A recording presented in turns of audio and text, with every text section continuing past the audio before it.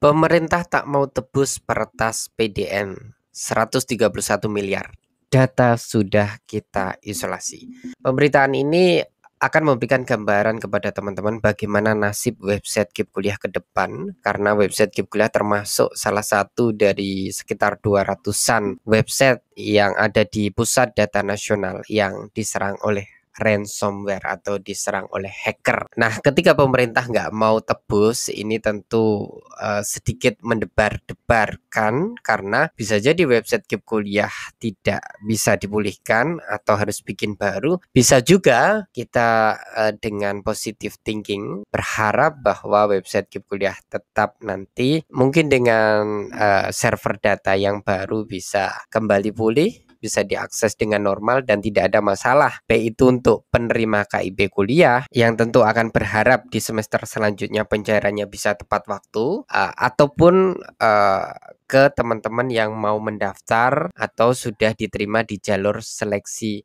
masuk perguruan tinggi di tahun 2024 ini. Nah, apa isi berita ini? Coba kita jelaskan. Kementerian Kominfo menyebut data yang diretas telah diisolasi. Pemerintah tak mau menebus permintaan peretas pusat data nasional senilai 131 miliar. Kominfo menyebut data yang diretas tersebut telah diisolasi. Ya, pemerintah kan nggak mau menebus, sudah dinyatakan tidak akan memenuhi tuntutan 131 miliar. Tentu berdasarkan pertimbangan ya, jadi keputusan ini diambil karena data yang dikunci oleh pihak peretas itu masih tetap berada dalam servernya PDN yang mengatakan bahwa Kominfo, BSSN, dan Telkom juga sudah mengisolasi akses menuju PDN sehingga pihak peretas tidak dapat mengambil data tersebut. Jadi yang terjadi adalah peretas ini tidak bisa mengambil datanya, cuman mengunci datanya aja sehingga tidak bisa publish kan gitu. Tetapi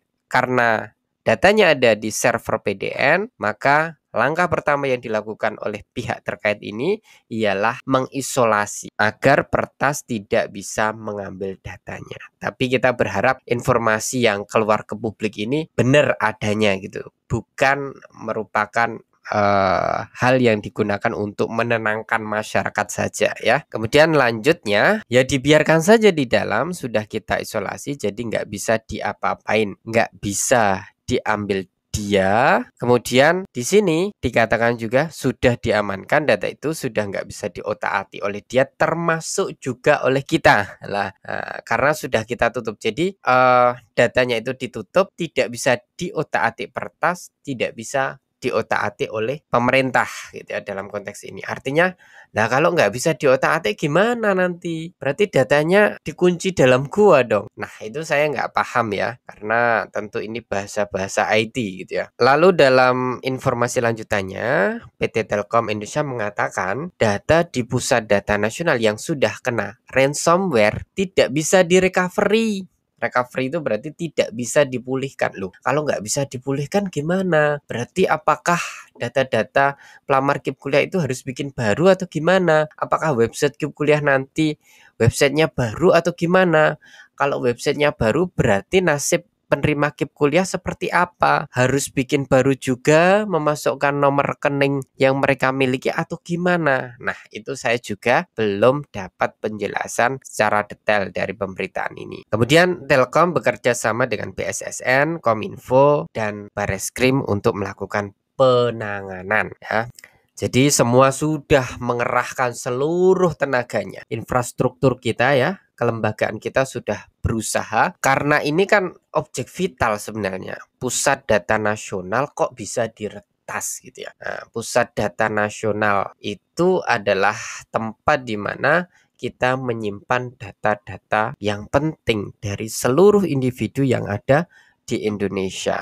Di websitenya KIP Kuliah aja setiap tahun aja sekarang pelamarnya, pembuat akunnya itu sudah menyentuh lebih dari 1 juta pelamar. Artinya kalau kita lihat peluncuran KIP Kuliah perubahan nama bidik misi ke KIP Kuliah dari 2020 ke 2024 itu berarti bisa lebih dari 5 juta data ada di websitenya KIP Kuliah, dengan asumsi bahwa tiap tahun ada lebih dari 1,5 1,3 juta pelamar KIP kuliah. Bayangkan itu kan data yang lumayan besar dan kalau dijual ya lumayan laku lah ya. Apalagi ada data nomor HP, NIK, nomor nomor KK-nya itu kan mencantumkan nomor KK kepala keluarga, nomor HP-nya kepala keluarga juga untuk teman-teman yang mendaftar di websitenya KIP Kuliah dan profilnya kan banyak. Termasuk yang penerima KIP kuliah di situ kan ada nomor rekening juga. Kalau data kita lemah, pusat data kita lemah, keamanan cyber kita lemah gitu ya. Ya berbahaya dong. Kalau misalnya website KIP kuliah kemudian diretas, kemudian nomor rekening penerima KIP kuliah dirubah dengan nomor rekening dari si hacker ini.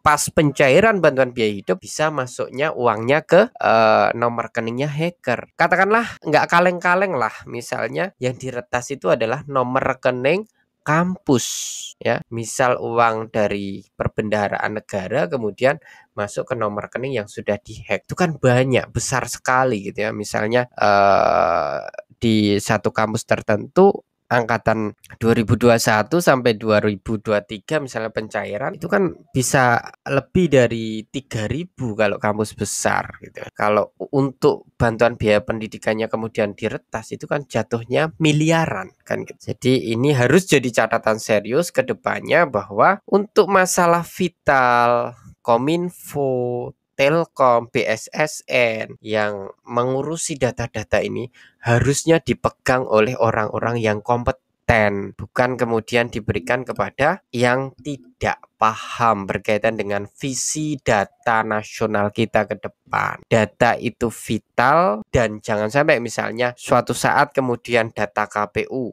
dipermainkan, ya kan bisa bahaya, itu bisa chaos yang berdasarkan real kalah kemudian dimenangkan, kan itu bahaya.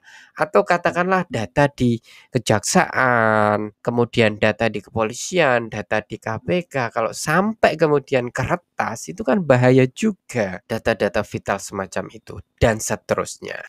Lalu Herlan mengatakan pusat data nasional ada di Surabaya, Serpong, dan cadangan di Batam. Dia menyebutkan data yang sudah kena ransomware di PDN Surabaya tidak bisa dipulihkan. Yang jelas data yang kena ransom itu sudah nggak bisa kita recovery. Jadi kita menggunakan sumber daya yang kita miliki.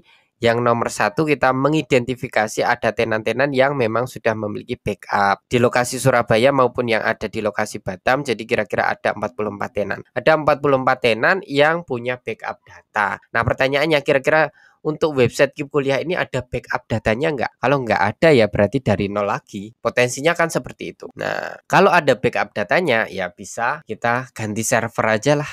Kayaknya seperti itu ya, kayaknya gitu ya. Jadi tetap data-data pelamar KIP kuliah yang sebelumnya datanya masih utuh, tinggal nanti ganti dipulihkan kembali lah. Maksudnya dibikinkan rumah baru lagi gitu ya.